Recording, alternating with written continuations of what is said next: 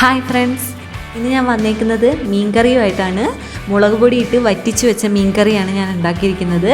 അപ്പോൾ അയല ഉപയോഗിച്ചുകൊണ്ടാണ് ഞാൻ ചെയ്തേക്കുന്നത്. അപ്പോൾ ഇതെങ്ങനെയാണ് ഉണ്ടാക്കിയെന്ന് ഞാൻ നിങ്ങൾക്ക് പറഞ്ഞുതരാം.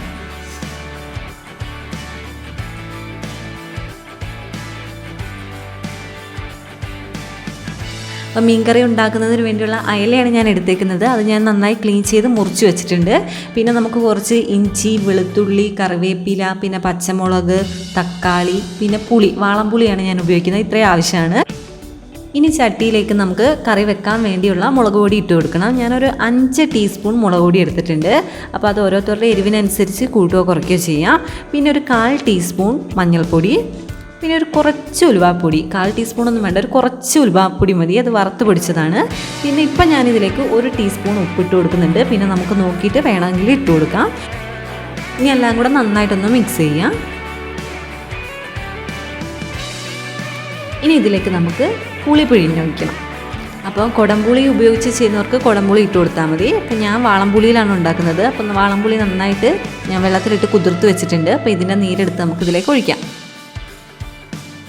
ആവശ്യത്തിനനുസരിച്ച് ഒഴിച്ചു കൊടുത്താൽ മതി. പിന്നെ നമുക്ക് നോക്കിയിട്ട് വേണമെങ്കിൽ ചേർത്ത് കൊടുക്കാം.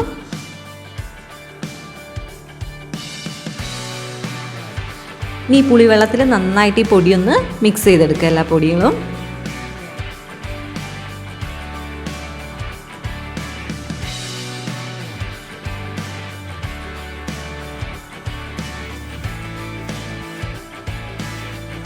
ഇനി ഇതിലേക്ക് നമുക്ക് ഇഞ്ചി ഇട്ട് കൊടുക്കണം. ഇത് ഞാനൊരു ചെറിയ കഷ്ണം ഇഞ്ചി ചെറുതായി മുറിച്ചതാണ്, അത് ഇട്ട് കൊടുക്കുക.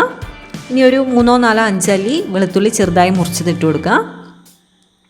പിന്നെ ഇതിലേക്ക് പച്ചമുളക്, ഞാനിത് വയലറ്റ് മുളകാണ് ഇട്ട് കൊടുക്കുന്നത്. അപ്പോൾ പച്ചമുളക് ഉണ്ടെങ്കിൽ പച്ചമുളക് ഇട്ട് കൊടുക്കുക, അത് എരിവിനനുസരിച്ച് ഇട്ട് കൊടുക്കുക. പിന്നെ ഇതിലേക്ക് ഒരു ചെറിയ തക്കാളി ചെറുതായി മുറിച്ചത് ഇട്ട് കൊടുക്കുക. ഇത്ര ഇട്ടിട്ട് നന്നായിട്ട് മിക്സ് ചെയ്യുക. ഇനി ഇതിലേക്ക് നമുക്ക് ആവശ്യത്തിന് വെള്ളം ഒഴിക്കുക. വെള്ളമൊഴിച്ച് നന്നായി മിക്സ് ചെയ്തെടുക്കുക. ഇനി ഇതിലേക്ക് നമുക്ക് നമ്മുടെ മീനെ ഇട്ട് കൊടുക്കണം. അപ്പോൾ ഏത് മീൻ വേണമെങ്കിലും നമുക്ക് ഇതേപോലെ കറി വെക്കാം. അപ്പോൾ ഞാൻ എടുത്തേക്കുന്നത് അയലയാണ്.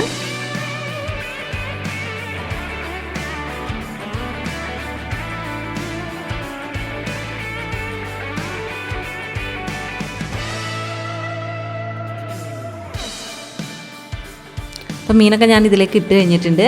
ഇനി ഇതൊന്ന് ജസ്റ്റ് ഒന്ന് മീനൊക്കെ ഒന്ന് ആ മുളക് വെള്ളത്തിലേക്ക് ഒന്ന് താഴ്ത്തി കൊടുക്കുക. അപ്പോൾ ഒരുപാടൊന്നും ഇളക്കണ്ട. മീൻ കറി വെച്ചിട്ടുണ്ടെങ്കിൽ നമുക്ക് ഇതേപോലെ തന്നെ വെച്ച് വറ്റിച്ചെടുക്കണം നന്നായിട്ട്. അപ്പോൾ സ്റ്റൗ ഓണാക്കി ഞാൻ വെക്കുകയാണ്. ഇനി നമുക്കിത് മൂടി വെക്കാം.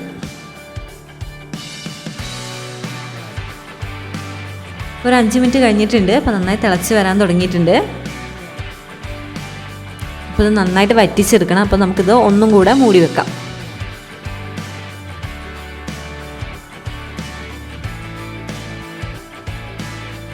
ഇപ്പം നന്നായിട്ട് തിളച്ച് ഒരുവിധം വറ്റി വന്നിട്ടുണ്ട്. ഇനി നമുക്കിതിലേക്ക് കറിവേപ്പില ഇട്ട് കൊടുക്കണം. ഈ സമയത്ത് തന്നെ നമുക്ക് ഇതിൽ ഉപ്പുണ്ടോ എന്നൊക്കെ ഒന്ന് നോക്കണം.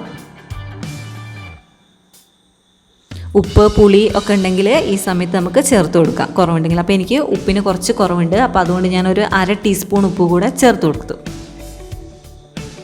പുളി കറക്റ്റായിരുന്നു. അപ്പം എന്നിട്ട് നന്നായിട്ട് ഒന്ന് ചെറുതായി മിക്സ് ചെയ്താൽ മതി. ഒരുപാട് മിക്സ് ചെയ്യണ്ട. ഒരുപാട് നമ്മൾ ഇളക്കി കൊടുത്താൽ മീനൊക്കെ ഉടഞ്ഞു പോവും.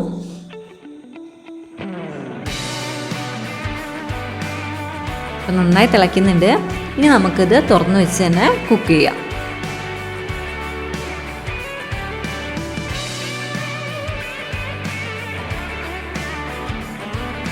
നന്നായി വറ്റി വന്നിട്ടുണ്ട്. ഇനി ഇതിലേക്ക് നമുക്ക് ഒരു ടീസ്പൂൺ വെളിച്ചെണ്ണ ഒഴിച്ചു കൊടുക്കണം. വെളിച്ചെണ്ണ ഒഴിച്ചതിന് ശേഷം കുറച്ച് ചെറുതായിട്ടൊന്ന് മിക്സ് ചെയ്തെടുക്കുക.